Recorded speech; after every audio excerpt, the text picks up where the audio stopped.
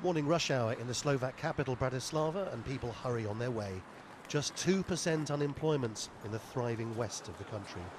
But in the east, where so many Roma live, there's nothing to get out of bed for. The European Union paid for a new road through this village, which at least means the children can go to school without getting covered in mud. But for the adults, every job inquiry is a dead end.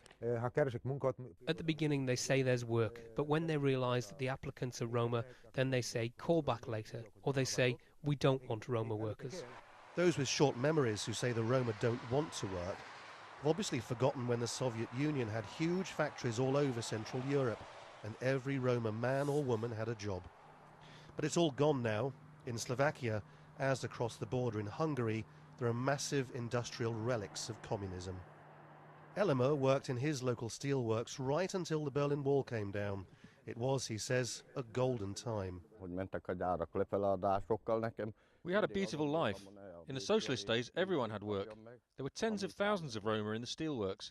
I worked there for 42 years. So the places where the Roma live have become breeding grounds for pessimism. Here, they told us, they've had to put umbrellas up inside their flats because so much rain comes through the roof. Mirka took herself off to Britain and a couple of $1,000 and came back with it for electricity for her mum's flat. But she's got a baby now and she's stuck.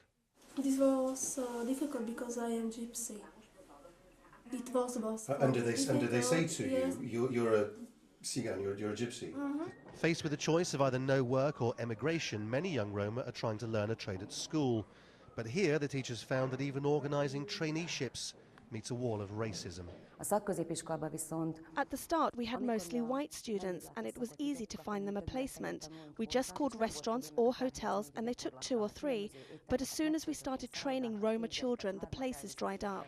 And now it seems even the benefits they have to rely on are under attack from governments pandering to increasingly aggressive social attitudes. At the start of this year, the Slovak government introduced new rules forcing people on benefits, which is almost all the Roma, to work for them. In order to do that, they have to go and sign on in an office. Well, those offices haven't been built yet, but even if they had been, clearly almost nobody here's got a car and they have to borrow money off each other even to get the bus fare. It's as though the entire system is designed to make life as difficult as it can be for them.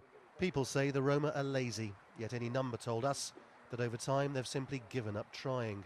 Neither here nor in Western Europe is there much sympathy or understanding for that demoralised mindset. Lawrence Lee, Al Jazeera, Central Europe.